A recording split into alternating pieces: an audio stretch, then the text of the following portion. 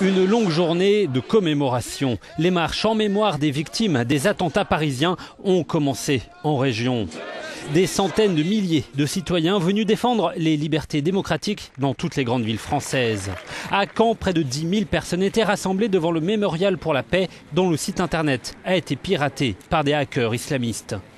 Dimanche, à Paris, la plus grande mobilisation est prévue en présence de dizaines de chefs d'État étrangers, espagnols, allemands, turcs ou tunisiens, seront aux côtés du président français, du jamais vu depuis une trentaine d'années. Près d'1 million de personnes pourraient défiler dans la capitale.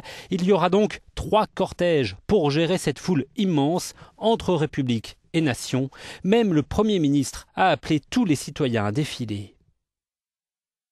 Il nous faut nous mobiliser. Ça sera le cas demain, dans de nombreuses villes en France.